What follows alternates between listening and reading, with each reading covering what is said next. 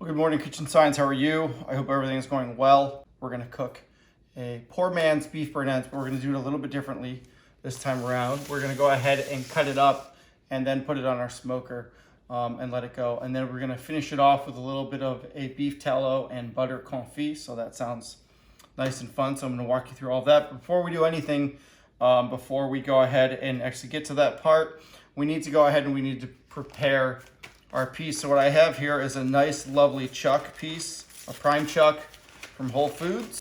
Okay, so here's our chuck. All right, so we've got a nice big fat center cut here. We've got tons of marbling all the way around. It has a lot of connective tissue and some intermuscular fat, so we want to try to utilize all of this. But before we do anything, we want to go ahead and we want to prepare it first. So it's the day before the cook. It's actually Saturday morning, and I'm going to go ahead and salt this, let it sit overnight.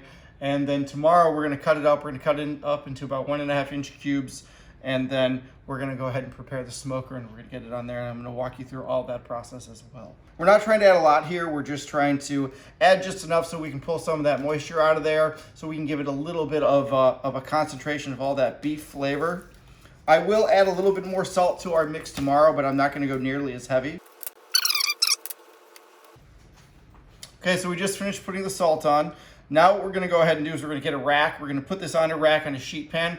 We're going to leave it uncovered in the refrigerator overnight. The idea being, since the humidity in the refrigerator is kind of low, as that moisture comes to the top, a lot of it's going to go ahead and start to evaporate. So that's kind of what we want to see. So tomorrow we'll get a little bit of a color change here. We'll look for a little bit of like a deeper, in some sections almost a little bit of a pinker, deeper color. That will go ahead and tell us that our quick salt brining method overnight pulled out some of that excess moisture so that we can get more of an intense beefy flavor on the smoke that we're going to do tomorrow. All right, everyone, so now we're going to go ahead and make our rub.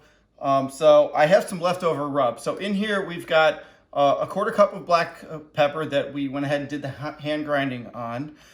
We've got 1/8 cup of kosher salt left over, because that's generally the rule of thumb, 2 parts pepper to 1 part salt. And we have just probably a teaspoon of garlic powder in here. So what I want to go ahead and do is I want to add to this, because this isn't enough. So the amount of salt that's in here is fine. So what I'm going to go ahead and do is I'm going to add another 1/4 cup of black pepper into there. And if you remember, I already added some salt to the meat. So to our mix, to our addition of 1/4 cup of black pepper, we're also going to add some garlic powder. So we're going to add another tablespoon of that. So now what we end up having in here is we have a tablespoon of garlic powder added to the teaspoon that was already in there. What we have in here so far is we have 1/2 cup of black pepper. We have 1/8 cup of kosher salt. We have a tablespoon plus a teaspoon of garlic powder. And this is going to be our rub that we end up putting on our beef burn ends when they're ready to go. All right, good morning, Kitchen Science. So, if you guys remember last night, we went ahead, we put this guy in some salt, we let him sit in the fridge in open air overnight. So this is what it looks like. You notice it got a lot darker in color. It shrinked up a little bit. We've got a little bit of divots here, and here. Okay, this is pretty much what we're looking for. So now what we want to go ahead and do is prepare it. So you notice we've got a nub of fat line here. This is a natural seam. I could actually probably just pull it apart with my hands, just like so. We've got another little nub of fat right here. So what we want to do, so we just want to take the nubs of fat off. And notice I'm not taking big chunks here. I'm just taking a little chunks off, because this right here is great to go ahead and render down into tallow so that we can then add it back in later. So we want to go ahead and we want to cut our product into larger chunks. So for this guy, for example, I'm going to trim this off, and I'm going to cut this like so that I have these nice little knobby chunks. I'm also going to take this little bit off right here.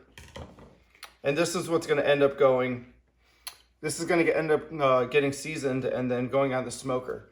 Now the reason that we're cutting them like this is because I want to increase the surface area. I want there to be as much smoke that attacks these guys as I can get.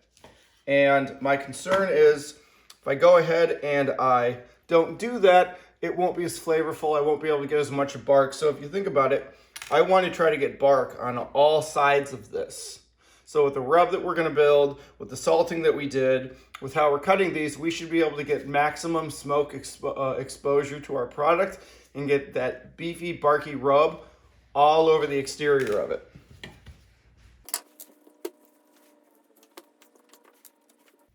So now we're getting to another part where we've got to rip another piece in half. And you'll notice right here, it kind of just pulls apart with my hands. It's the same idea. I want to take my knife, I want to go all the way down, and I want to try to pull this apart as much as I can.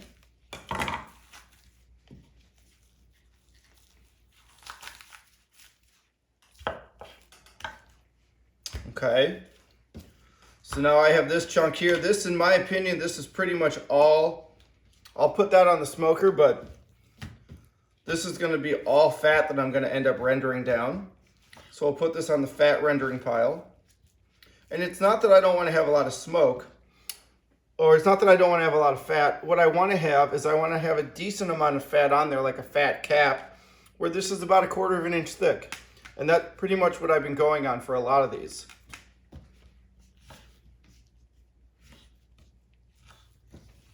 So I'll end up taking these guys and I'll end up grinding them up later. So like this is a really good piece to use, right? But you'll notice on some of the fat sides of it, it's a little bit too thick, so we just want to give it a quick trim.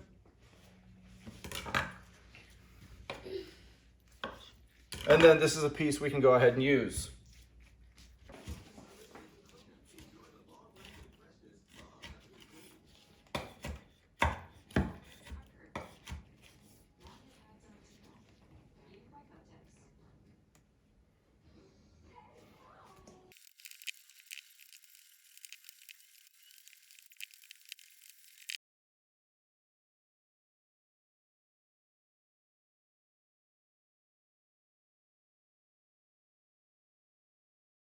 All right, so here's our pile of chuck that we just prepared. Now what we need to go ahead and do is season it. So we have the seasoning that we just made as well. And to make this a little bit easier, we're going to utilize a bowl. We'll do this in 2 lots. So we're going to add our rub. And again, remember, we want to try to get as much of this coated in this rub. That way, as it smokes, all that black pepper that we put in there can go ahead and suck up all that smoke. And again, so where this may be normal for us to go ahead and season and put on a grill, we need a lot more than that. We want to get these guys coated, like really, really coated, because we want as much smoke on here as we can get.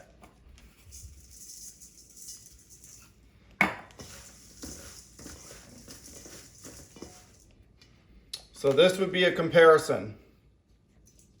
That's kind of what we're looking for right there. We want them to be that covered. So there's another one. You can see what I mean. Some are covered, some aren't covered at all. So this is what we're looking for right here. We're going to do these ones next. All right, let's go ahead. Let's fire up the egg. All right, we're getting ready to fire up the pit, and just so I can show you where we are at, we've got a nice clean pit going on here.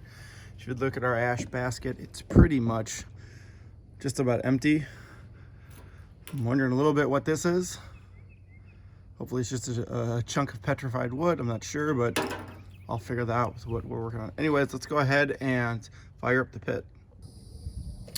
So I'm going to show you guys this. So there's a large pile on this side, and then there's not a lot on this side. So what I'm going to do is I'm going to light this side, push these pieces over, and then let the bottom go ahead and build up. We're also going to have our flue open on the bottom and our flue open on the top as well. And now we're starting that process. All right, and after just maybe about 1.5 minutes, you can see where we are. So I'm going to pull the coals back over. I'm going to throw some wood chunks on, and we are going to get this egg back and assembled. All right, I've got about 4 or 5 pieces of some oak in there. So now we're going to put the egg back together, and we're going to let it come up to temp.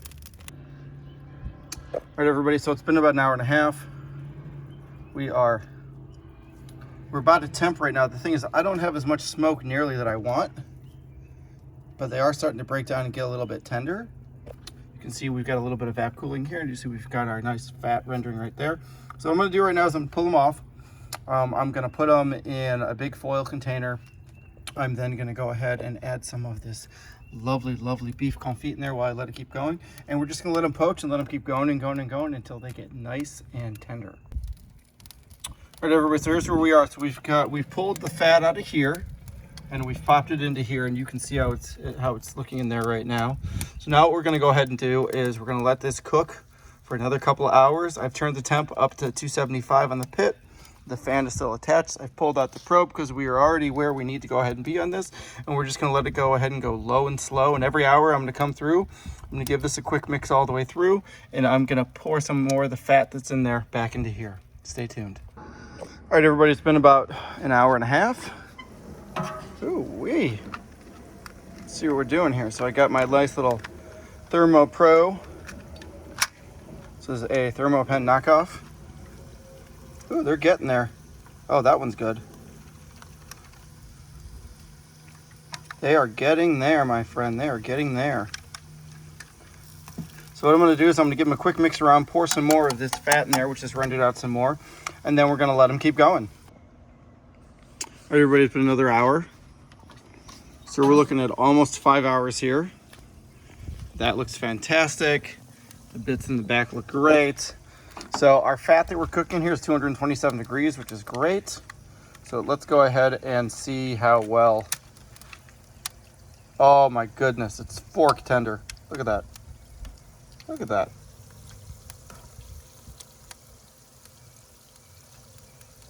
Yeah, this is definitely done. All right, so now we're gonna go ahead and we're gonna do the fun trick part. Yeah, that's done. We're gonna pull these off. We're gonna go ahead and pop them in a pan. We're then gonna put them back on the grill, and we're gonna let them go ahead and get nice and sticky and dry, and then we're gonna go ahead and we're gonna try them out. All right, everyone, so we just pulled them out of the fat, and you're looking, I mean, these things look amazingly barky. So now what we're gonna do is we're gonna pop them on the egg, still same temperature, 265 degrees. And we wanna go ahead and let them crisp up just a little bit more. In the meantime, we're gonna go ahead and let this cool off, strain it out, and then we'll use it for the next time that we go ahead and need beef tallow. All right, everyone, let's check it out. There we go. Look at how those guys look. Oh my goodness, nice and tender. They're almost like little bits of candy. Look at that. Oh yeah, look at that. Okay, so these are done. So I'm gonna do right now, because it's quite early. It's only 2:30 my time. So these took almost 5 hours. These took right around 5 hours to go ahead and complete all the way through. And they've crisped up quite nicely, and they've got nice smoky bark on them. I had one earlier, it was delicious. I'm gonna take this, put it in my toaster oven, and I'm just gonna go ahead and let it sit there for another couple hours until it's ready to go ahead and eat. But honestly, right now, these are good to go. All right, everyone, so here is our finished product. You can see it is nice and tender. And you can see that it's very, very juicy. When we go ahead and we open up the inside of it, look at all that smoke penetration. Look how deep and thick that bark was. Oh my goodness, that tastes really, really good. This was definitely a great product to go ahead and build. Look at the amount of soft and squishiness that we're getting out of it. And look at that. Look at all that smoke buildup and all that juice buildup.